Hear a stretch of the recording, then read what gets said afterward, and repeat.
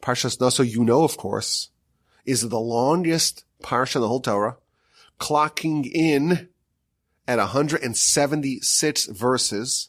For reference, the average Parsha length is about 108 verses long.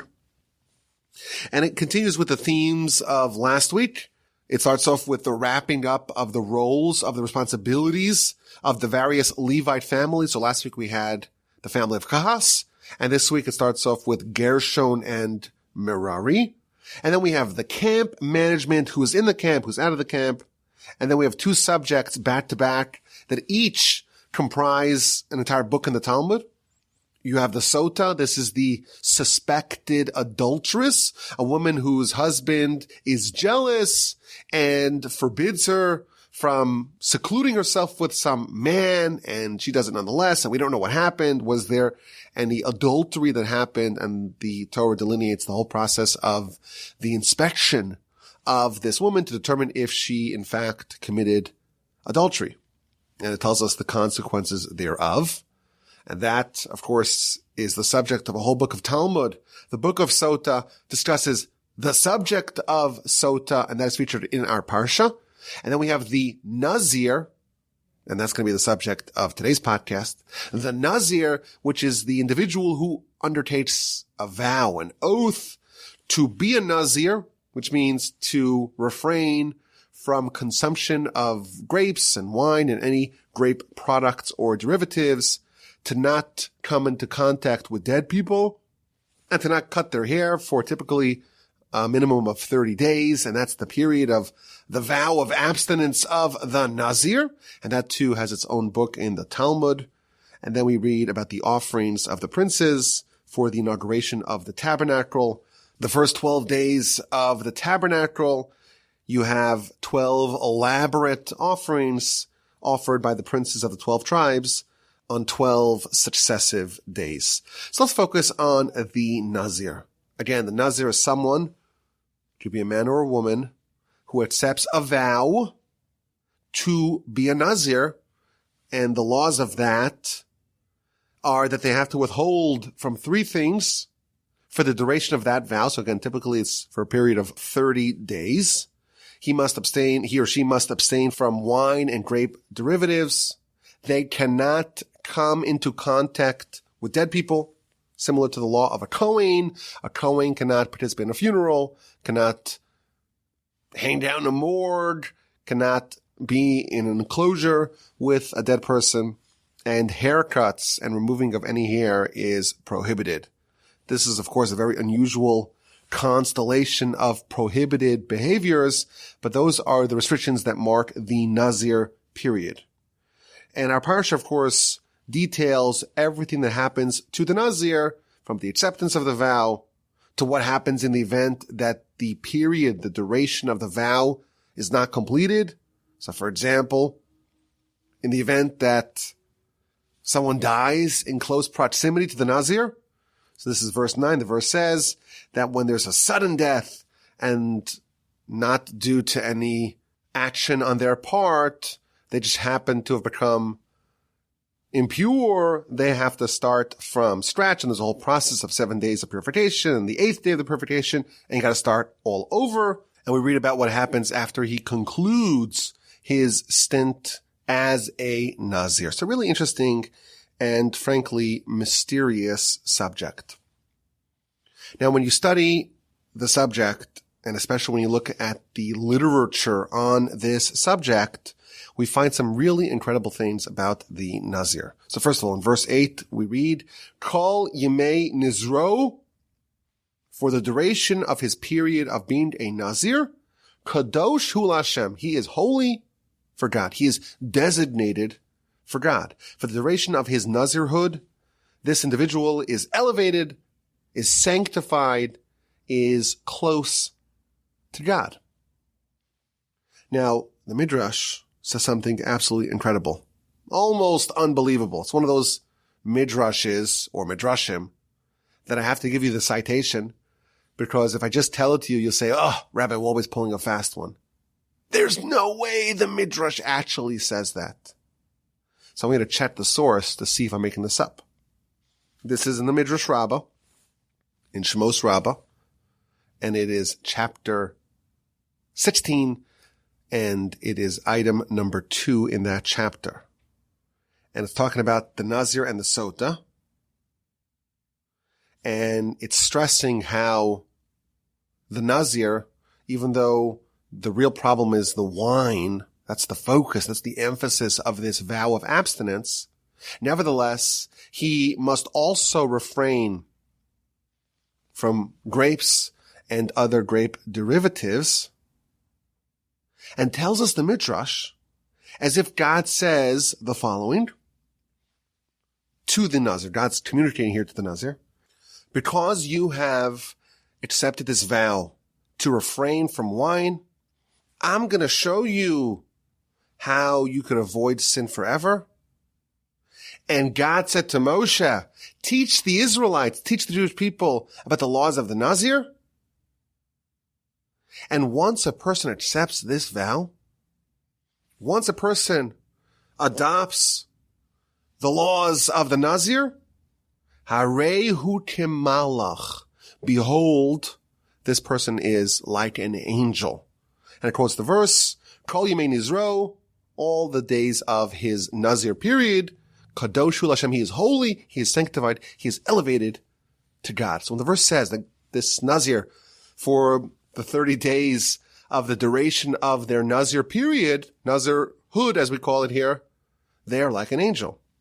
Now we're going to revisit this Midrash in a bit, but it's telling us that the Nazir is like an angel. And this is a stunning statement from our sages who don't just throw out words arbitrarily.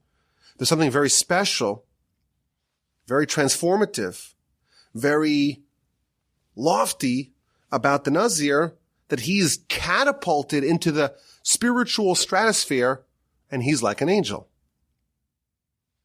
So if you read that comment in the Midrash, it should give you pause and it should raise the question, what is actually happening with this Nazir? And why is it so special? Why is it so powerful? Why is it so potent? What does it mean that we have this individual who becomes like an angel by accepting this vow of abstinence, to not drink wine, and to not do the other things that are prohibited for the Nazir? Now, there are 2 famous comments by the Ibn Ezra, which again will help us understand just the nature and the power of this state, the state of the Nazir. In verse 2, the Ibn Ezra points out that this subject is introduced.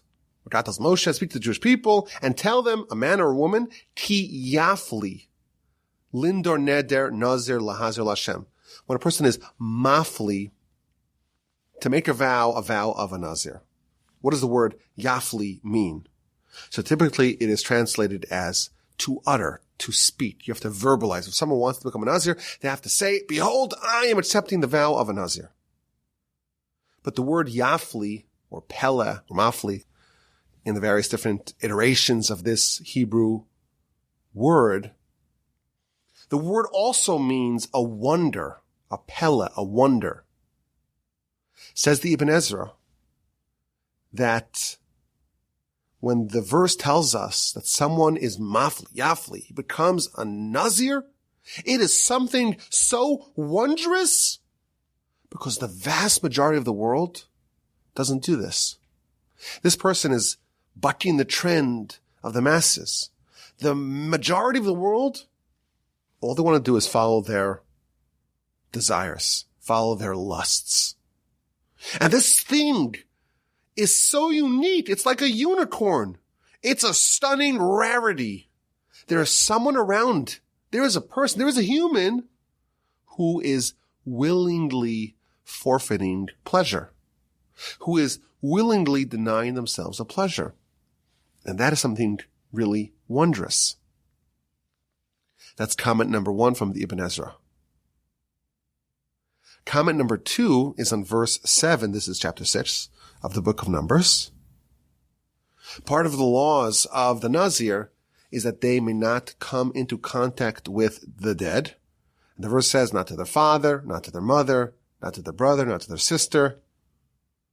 They don't go to their funerals in the event that one of those aforementioned relatives dies during the time where the person is still under the state of a Nazir.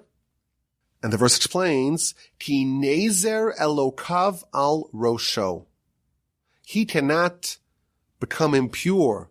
He cannot participate in their funerals because the crown of God is upon his head. Now you may remember that a Kohen cannot go to a funeral either. But an ordinary Kohen, a standard Kohen, can participate in the funeral of the 7 close relatives, father, mother, sister, brother, son, daughter, and spouse. The only Kohen that cannot go to even the funeral of a close relative is the Kohen Gadol, the high priest. Tells us the Ibn Ezra. This Nazir, he has the laws of a Kohen, but not just any ordinary Kohen. He has the same restrictions against coming into contact with the dead as a Kohen Gadol, as a high priest. An ordinary priest may go to the funeral of a close relative.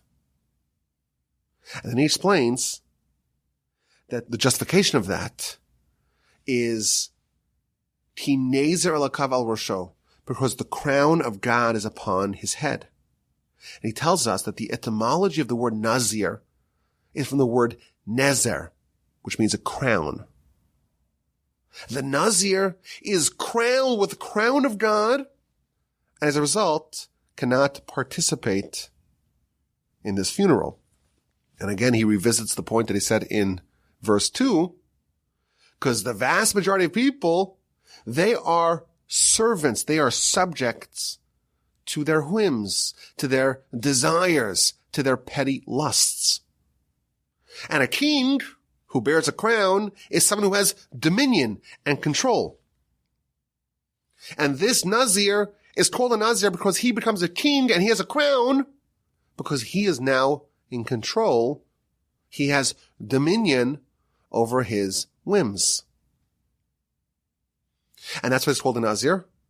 And that is the meaning behind this idea in the verse that the crown of God is upon him. He has dominion over himself. He's like a king.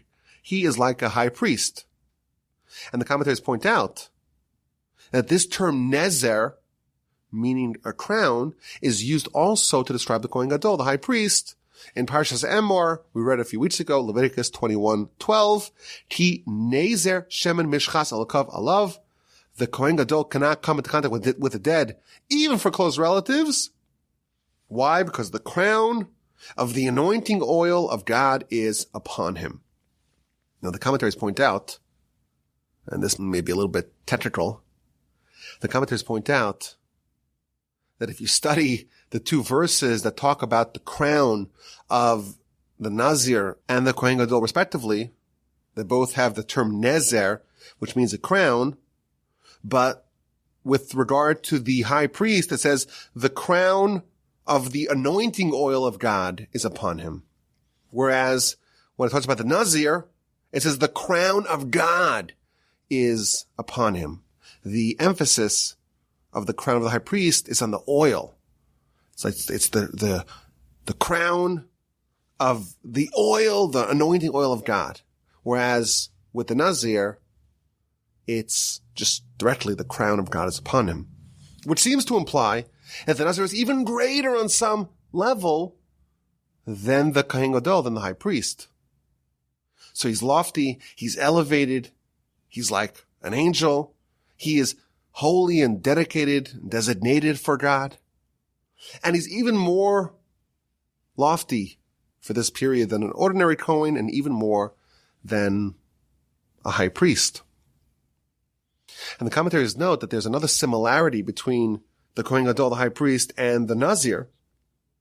So we mentioned earlier that there could be a situation in which the Nazir can have his Nazirhood disrupted by a sudden death. And the verse says, if there's someone who dies and it happens all of a sudden, and now he became impure, he has to go back to day 1. He has to redo that 30-day, what's typically a 30-day stint as a Nazir. But if you look at the verses that talk about what happens, he has to purify himself for 7 days, and there's the process, the ceremony of the 8th day. The verse says that he has to bring sacrifices. This is a Nazir who became impure. Why? To atone for the sin of coming into contact with the dead. So again, we have a Nazir. And let's say it's day 15 of the 30-day period that he is a Nazir. And he's on a train or on a bus or traveling somewhere, and someone has a heart attack and dies right next to him. And he's there. What could he do? He's now impure. It was a total accident. What could the Nazir have done to stop an accident from happening next to him? It seems like he should be totally absolved of any wrongdoing. But the verse says explicitly that he has to bring an atonement sacrifice for the sin of being in the proximity of someone who died. And the commentators ask the obvious question, what sin did he do? Someone collapsed next to him. Someone had a heart attack next to him. It's not his fault. It's not like he chose to walk into a cemetery. Then he can say, well, you violated the terms of your Nazirhood. But here it says that someone died suddenly. Why would that be considered a sin? So the Meshech Chachma, one of the great commentaries on the Torah, he says that it is a sin. And he points out that the Talmud tells us that the accidental murderers who are forced to go into exile in the cities of refuge, they must remain in the cities of refuge until the death of the Kohen Gadol, of the high priest. And the Talmud asks, wait a minute, what does the death of the high priest have to do with the accidental murderers who are essentially imprisoned in the cities of refuge? Why is the death of the Kohen Gadol, why is that linked to the release of the accidental murderers from the cities of refuge? And the Talmud says, well, the Kohen Gadol was guilty in their crime. They murdered someone accidentally. If you're the Kohen Gadol, you're responsible for the whole nation. And therefore, any accident that happens under your watch, to a certain extent, it's on you. You should have prayed. You should have prayed for the whole generation that no accidents happen when you are responsible for this people. And therefore, the accidental murderers, not that you did it willfully, of course. It was all inadvertent. Even the murderer didn't do it on purpose. Nevertheless, the guilt is placed at the feet of the Kohen Gadol. Similarly, says the Meshech Chachma, if you are a Nazir and you are designated and you're holy for God and you're like an angel and you have this lofty, exalted stature akin to that of the Kohen Gadol, the high priest, and someone dies next to you. Yes, it happened suddenly. Yes, it was an accident.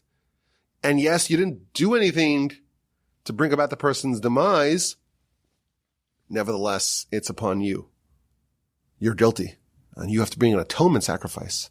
Because like a Kohen Gadol, the Nazir is capable and really is expected to exude holiness and influence to everything around him. And thus, if there's an accident that happens in his midst, in his proximity, in his environs, he is guilty. That random heart attack is his sin because you are a Nazir. You're like a Kohen Gadol. You're responsible. You have this tremendous holiness. You're so lofty. It shouldn't have happened around you. So what our sages are laying out for us here is that the Nazir is going to reach this unprecedented level of holiness simply by accepting upon himself or herself the vow to become a Nazir. And there's more. There's an amazing, absolutely stunning comment in the Baal HaTurim. This is in chapter 6, verse 6. And he tells us why the Nazir is barred from coming into contact with the dead.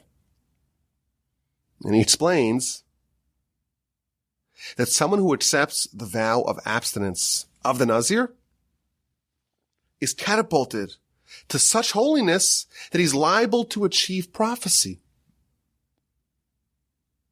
And again, this is a regular person. He's an ordinary person. He just became a Nazir. And he's not someone that you would assume would be a good candidate for prophecy. He's a regular person who just became a Nazir. And that's why he must distance himself from the dead. Because if he is hanging around the dead and he becomes a prophet, all the cynics, they're all going to say that this unexpected prophecy, it's not because this person became holy or righteous or lofty. It's the result of his commune with the dead. He is doing some sort of seance, some sort of necromancy. He is accessing this unexpected level of prophecy through some sort of artificial and perverse way. And therefore, to dispel that thought, he must have no contact with the dead.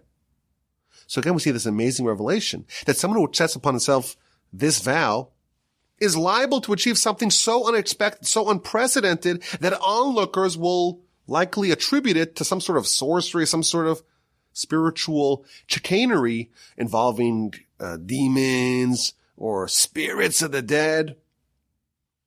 No person would expect such a dramatic transformation to happen under legitimate circumstances. And we know it is legitimate because that's the power of the Nazir.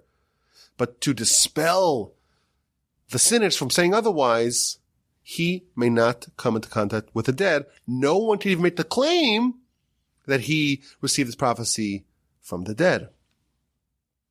Again, this is the stature, this is the power of the Nazir.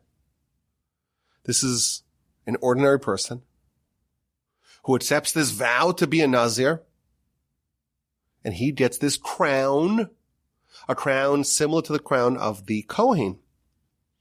I like to call this crown the fourth crown. In the past, we've talked about the three crowns of our people.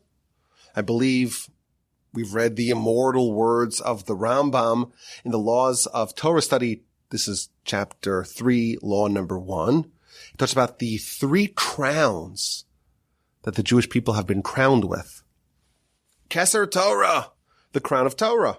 Keser Kahuna, the crown of the priesthood. V'Keser Malchus, and the crown of the monarchy. The crown of the Kohen, of the priesthood, is inaccessible unless you are a direct descendant of Aaron. The crown of the monarchy, you have to come from the family of David. But the crown of Torah, well, that's available for all. Whoever wants it can come and claim it. And it is not passed on to the next generation. It's not bequeathed to the next generation. It doesn't get transmitted in a hereditary inheritance. You have to earn it on your own. Those are the three crowns of our nation. Perhaps we could say that the Nazir is like the fourth crown. It's almost like, it's like the fifth beetle. There's this unofficial fourth member of this rarefied class. The Nazir is the one who has the Nazir, this crown on his head, like an angel, to a certain extent even loftier than the high priest. He is very likely, very liable to achieve prophecy. And it could all be done in this vow that's typically done for 30 days. And at the conclusion of the 30-day period, there is a process to conclude the Nazirhood. And the verse says, this is chapter 6, verse 13. An easy one to remember, 6:13. V'zos Toras ha-Nazir, this is the Torah, the laws of the Nazir, on the day that he concludes the days of his Nazirhood, Yavi Oso, al Pesach Omed, he will bring himself to the entrance of the tent of meeting to the temple. So Rashi tells us that the Nazir, of course, has to come to do the various processes of the conclusion of the Nazir period, but he has to bring himself. Now, what does that mean? So my grandfather, blessed memory, he used to say that for all the seminal moments of a person's life, they always have to be accompanied by people. So there's a tradition when someone is brought into the covenant of Abraham in the circumcision, they have what's called in Yiddish, I guess it is the kvater, the person who is in charge of bringing the child in. And of course, when people walk down the aisle, they're accompanied by typically their parents. And by the way, even a funeral and a burial, you are accompanied by others on your path, on your journey to transition to the next world. But when you have someone who's a Nazir, he's like a high priest. There's no one who can bring him. There's no one who's bigger than him in the stature of who he became as a person. There's no equivalent individual to him who can accompany him. This is similar to what our sages say about the burial of Moshe. According to one version of the Midrash, Moshe buried himself. And in that idea, our sages are conveying to us that there was no equivalent individual. There's no peer to Moshe, and therefore he had to bury himself. And that's the idea. The Nazir has reached such an apex, such a pinnacle, that there's just no one who could bring him on this journey to the temple to conclude his period of being a Nazir. He has to bring himself. And by the way, what happens next? He concludes his Nazir period and he resumes ordinary life. And this period, these 30 days that he achieved this great heights, what happens to that? Does he lose it all? So if you look at verse 20, this is at the conclusion of the ceremony and the processes of finishing up, wrapping up the period of the Nazir. It says, and then the Nazir may drink wine. And the commentaries point out that he's allowed to drink wine, but he's still called a Nazir. Even after successfully concluding the Nazir period, that status is retained even when he goes back to drinking wine and he's no longer bound by the restrictions of a Nazir. He still is called a Nazir. He still maintains some of those achievements that he has unlocked over the course of the 30 days. So if you read all these descriptions of the Nazir, it sounds like a really great deal. It sounds like a cheat code. This is a shortcut. We all love shortcuts. It's a shortcut to achieve an unbelievable stature in a very short time. Give me 30 days and you're an angel. You're like the high priest. You're liable to receive prophecy. You have no peer. You have to bring yourself to the temple. What an amazing idea. And I think it's something that we really should explore and investigate further. And even though today we cannot become a Nazir, actually to say that more accurately, it would be very unwise to become a Nazir today because you can become a Nazir if you accept upon yourself that vow, but you cannot undo that status absent the temple. So effectively, you cannot become a Nazir. Nevertheless, it seems to me that there are aspects of this transformation that we can still employ today. So, in that light, let us examine and study the Nazir to understand how such a dramatic and life-altering transformation happens in 30 days. So, of course, the basic idea of the Nazir is a choice to reject a life of frivolity in favor of a life of connection with the Almighty, in favor of a life of deep meaning. That's the basic idea of the Nazir. But if you study the subject more broadly, you'll see that there are several elements that are present in the Nazir that make up, so to speak, this crown that the Nazir earns. And those are going to be the elements that we would need to use and to mimic if we want to do something similar. What are the elements of this crown, the fourth crown? So Rashi tells us at the very beginning of the subject, Rashi tells us the famous idea from the Talmud. Why is the episode of the Sota, the suspected adulteress, why is that juxtaposed to the Nazir? It's teaching us a lesson that if you see a Sota in her disgrace, if you happen to be privy to a suspected adulteress, you should become a Nazir. Why? Because wine creates an environment where adultery can potentially happen. So there are a few ideas here. First of all, it's a bit counterintuitive. If you see the disgrace of a Sota, that alone you would think should steel you against the possibility of making that same mistake. But here we learn that that's not true.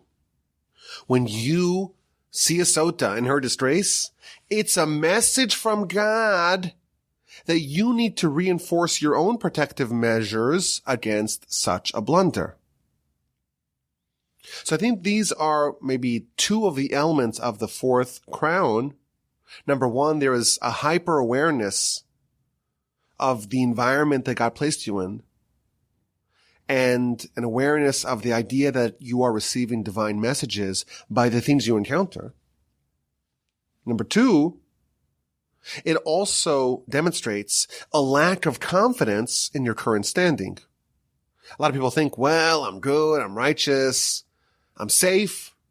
Here we see that the attitude of the Nazir is constant vigilance and never resting on your laurels and never assuming that you are impregnable.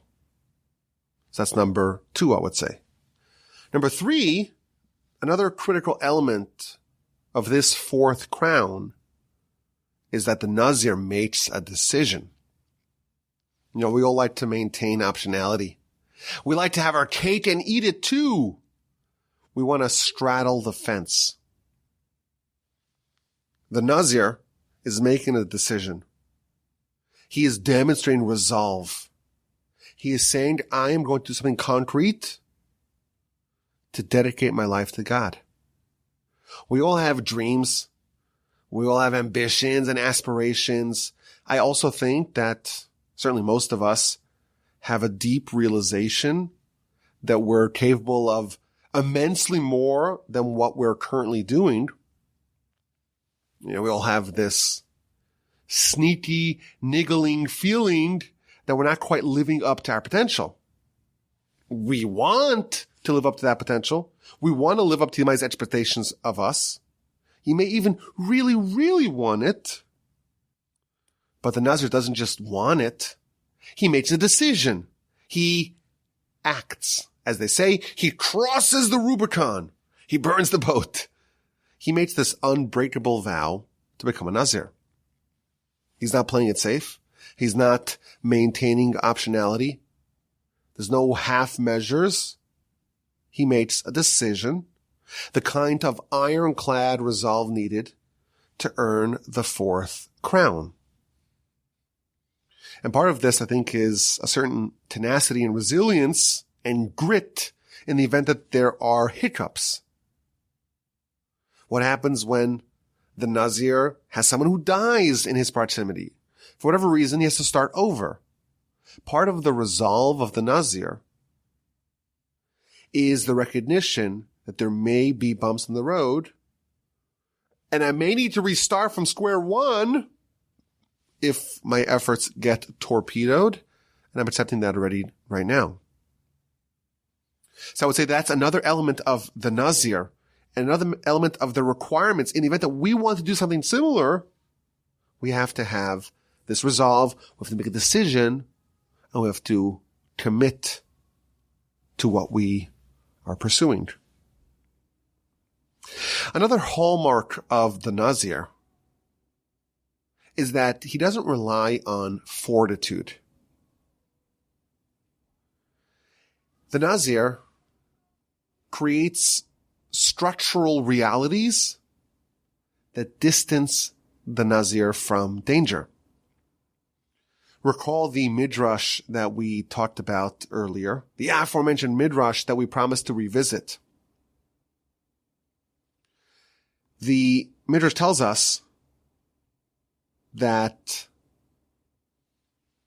the Nazir and the Sota and the suspected adulteress are juxtaposed in the Torah. Why? So, of course, Rashi tells us because if you see the Sota in her disgrace, make yourself a Nazir. The Midrash says something else. The Midrash says that a Nazir, the problem with the Nazir, is that he'll drink wine. And wine leads to levity and frivolity and all kinds of bad things. But what does the Torah tell him?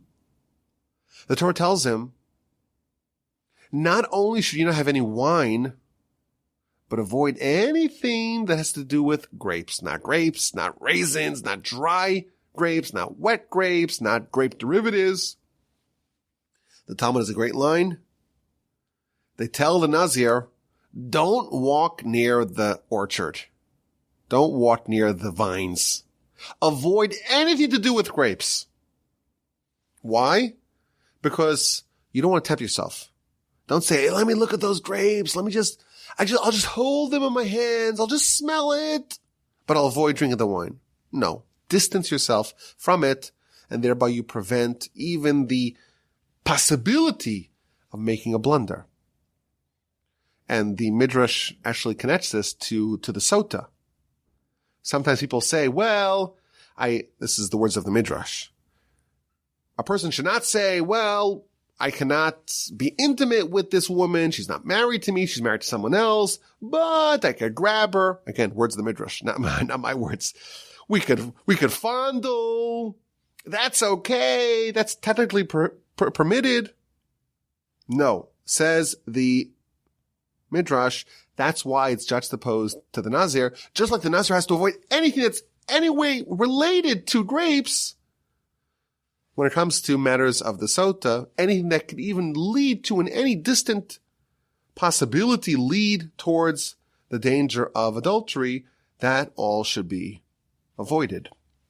So another element of this crown is not to flirt, literally or figuratively, with danger. The Talmud tells us an iconic story about the great sage Abaye. His name appears, I think it's the second most common name in the Talmud, meaning it makes the second most appearances in the Talmud. One of the great sages of our history. He overheard a young boy and girl making plans that they're going to go for a long walk in the forest. And he says, I know what they're going to do. They're going to do something inappropriate. I'm going to stop them. I'm going to prevent them. So they start walking towards the forest, and the great rabbi is following them at a distance, just waiting to pounce to stop them from doing anything inappropriate. And he's following, and they're walking together, and then they reach a fork in the road, and one of them goes to the right, and one goes to the left, and they say, it was so delightful to walk together, and I wish we could spend more time together, but we can't. Alas, I have to go this way, you have to go that way, and they just left. They just departed. And the great rabbi is all depressed. He says, if I was that young man, and there's no one around, who knows what it would have done? And he can't believe it. He's a great sage. And yet this just individual is able to overcome temptation in a way that the great rabbi forecasts about himself, that he wouldn't be able to withstand the temptation. So the rabbi was depressed until some old man came to him and says, don't be depressed. Kol hagadol mechavero, whoever is greater than his friend, has a greater yetzer hara. So you are greater than that young chap. And therefore, you have a greater yetzer hara. So don't feel bad that you feel like you wouldn't have withstood the temptation. You would have had a much more difficult test than that individual. Now, the obvious question of this Talmud is, well, if the great sages all have a much stronger evil inclination, would you imagine that they, God forbid, are doing these sins frequently? And the answer is no. The answer is absolutely not. Why? Because they learned the lesson from the Nazir. They would never get themselves into a situation where they would have to resort to tenacity and strength of character and intestinal fortitude to overcome it. They have structural safety measures to prevent that from even happening. Just like the Nazir, you avoid the vines, avoid the vineyard. They avoid anything that could potentially lead down the line towards such a challenge, such a test. That's another element of this crown. The Nazir teaches us to avoid problems and not to wait to the last second to try to extricate yourself from danger. Just avoid the danger to begin with. Now, it's also interesting that we have this 30-day boot camp, this 30-day blitz. And by the way, the Ramah in the book Torah Sa'ola says, this teaches us that if you do something, a habit, a behavior, you do it for 30 days, you have now acquired that habit and that characteristic. But it has to be focused. If you want to become this Nazir, you want to earn that fourth crown, you want to forever change your life in 30 days, you have to be focused. You have to be committed. You have to make sure that it's not just 30 empty days. It's 30 days of intense connection with the Almighty. And the Sforno even explains that the reason why the Nazir becomes a Nazir is evident in the verse, he should become holy for God. He should be designated for God. The restrictions are just about removing the disruptions. Wine, well, that leads to levity, and that can disrupt your 30-day mission to connect to your Creator. And if you're fussing over your hair, and it needs to be like this and like that, it's got to be well coiffed. It has to be well groomed. Well, then again, that will draw your focus away from God to the mundane. And even dealing with dead people, it's of course a mitzvah under ordinary circumstances. But if you're going to go to boot camp, and this is an investment of a lifetime, 30 days to change your life forever, you got to focus on what you need to focus on, nothing else. So you can earn this crown in only 30 days. You can achieve tremendous heights with a 30-day commitment, provided that all these characteristics are fulfilled, all these elements are checked off. It's got to be a decision. It has to be a commitment. It has to be focused. It has to be well designed to ensure that you don't make any mistakes. And following this formula, it is possible to change your life completely, to turn everything around in only 30 days. There's one final point which I found to be really interesting, and that is that the Nazir has to be malleable enough for this. The commentaries note that traditionally the Nazir, that was the mitzvah of young people, typically unmarried people. And the source for that is, if you look at the list of people that the Nazir cannot participate in their funeral, it doesn't mention their spouse or their children. Why are those relationships omitted from verse 7 to talk about all the relatives that are not allowed to participate in their funeral? And the commentators explain, well, the Nazir was typically a young person. And the explanation of that is, a young person is still malleable enough to have a 30-day blitz to achieve a radical change. Young people are best suited for this kind of radical and accelerated growth. Once someone is really older, or they're advanced in their years, they become much more set in their ways, and having such a grand transformation is much harder. And therefore, it's ideally suited for young people.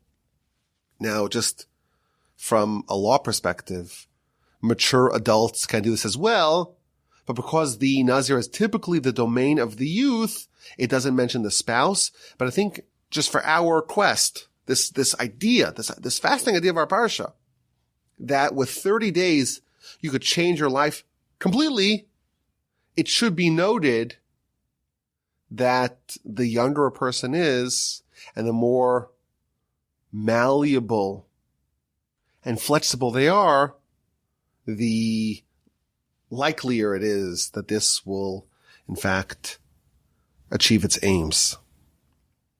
So that's the Nazir.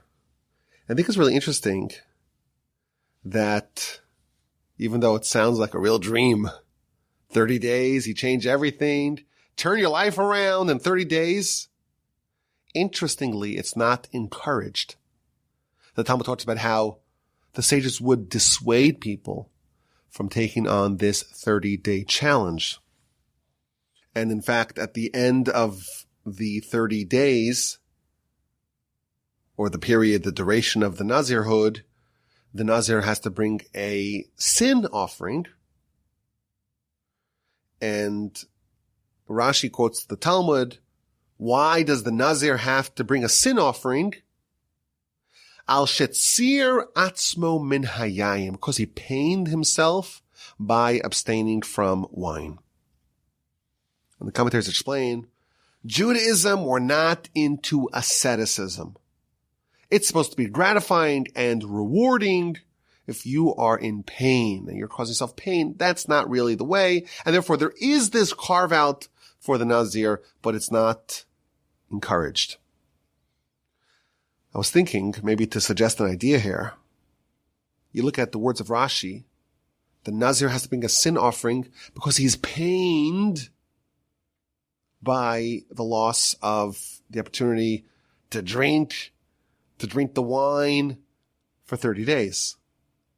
Perhaps Rashi is indicating that the reason why this is discouraged is because it may cause you pain. But what if the notion of elevating yourself and trying to live a more meaningful life, what if that thrills you? What if you're enchanted by that idea? What if you're so delighted to have the opportunity to shake yourself free of all the nonsense and all the emptiness, not just of the wines, but the various other things, the other silly and vacuous supposed pleasures of the world? I think we can imply from this Rashi, when someone yearns for the deep and sublime pleasure of living a truly meaningful life, a kind of pleasure that cannot be matched with any of the quick dopamine hits of what the Yetzer Hara, the evil inclination, wants you to do with the wines and the various kinds of little petty pleasures that he places before you. When someone willingly accepts a life with fewer cheap pleasures, but instead you choose the harder path. You choose the path of meaning and purpose. And you do it joyously because you want to connect to the eternal. You want to be like an angel. You want to matter eternally and on a cosmic scale. You want to push yourself to see what you could become. How great can this human be? And you're not choosing to have just pain to avoid this. It's not pain. It's all pleasure. It's all joy. You're choosing a life of profound meaning and substance. And you don't want just the empty calories of life. I think in that instance, becoming a Nazir, or as we like to say, trying out the fourth crown, it's encouraged. But it is rare. Most people who do it are going to feel some pain, and that's why there's the sacrifice. And again, like the Ibn Ezra told us, it's a wonder to see it. It's a wondrous thing to see. Because it is so rare for someone to actually want to change. It's a unicorn. When you see it, it's a sight to behold. It's the one in the million.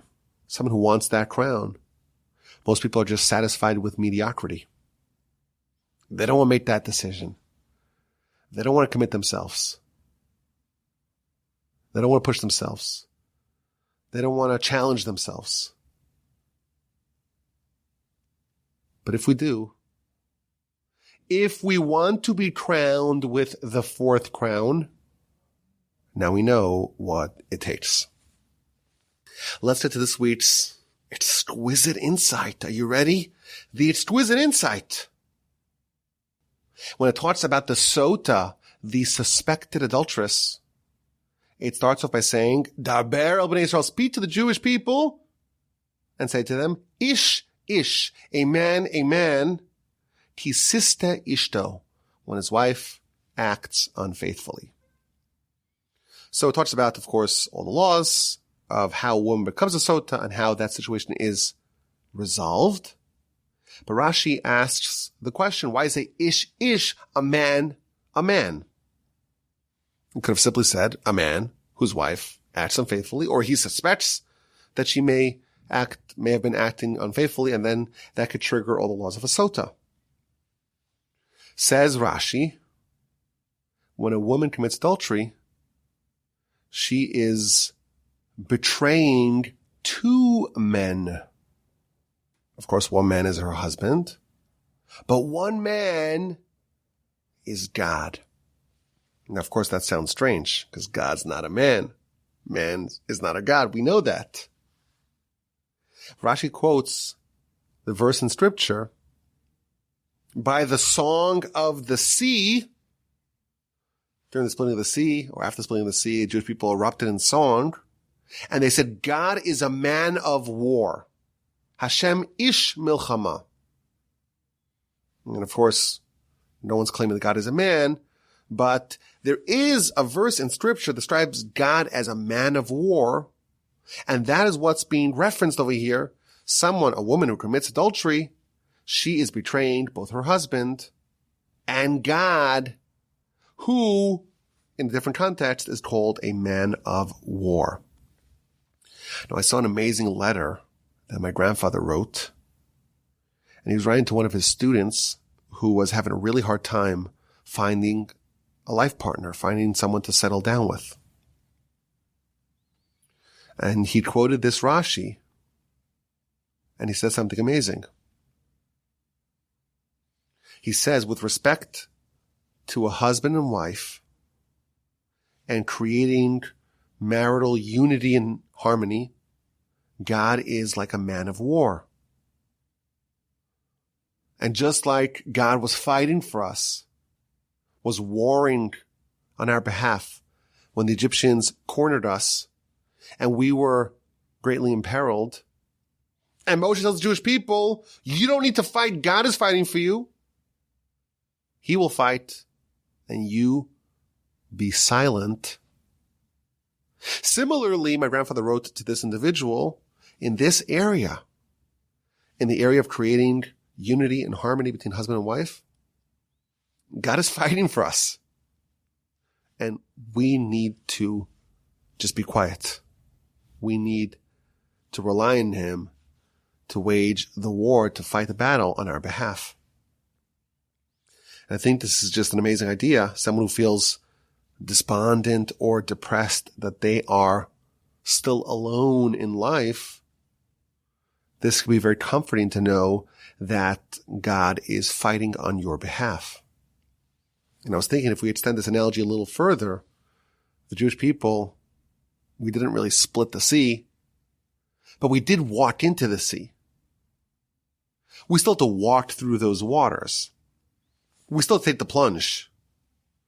I think if we extend this idea further, someone can be comforted in knowing that God is fighting for them on their behalf, but they also need to know that just as was the case with the split of the sea, when the Jewish people said God is fighting for us and they acknowledged as such afterwards, they still have to do something on their own. And I was thinking maybe we can extend this idea a bit further. The Talmud tells us that God arranges spouses. God is a matchmaker. He puts people together. But the Talmud also says that God provides sustenance for people. And by the way, this should be obvious to those who have familiarity with the Talmudic literature on the subject.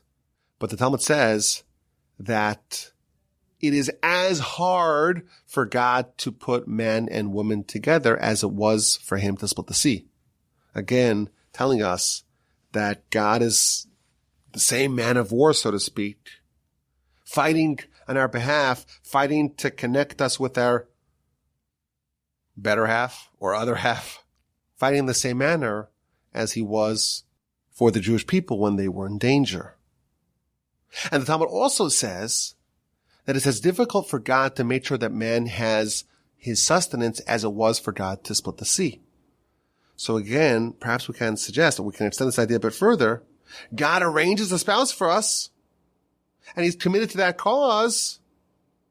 We can be comforted to know that he's also committed to the other causes that he pledged to take care of us with in those matters too, such as, making sure that we have food to eat, sustenance, all our needs are met. We can know that God is a warrior, so to speak, fighting on our behalf. I hope you enjoyed this podcast. If you're still listening, if anyone's still listening, it's the Parsha podcast from Houston, Texas. I hope you have a fantastic day. I hope, if you haven't yet done so, you send me an email, rabbi@gmail.com. Just let me know how things are going. Have an incredible rest of your week. Have a stupendous and sensational and delightful and peaceful and uplifting and meaningful Shabbos upcoming. And please God, we will talk again next week.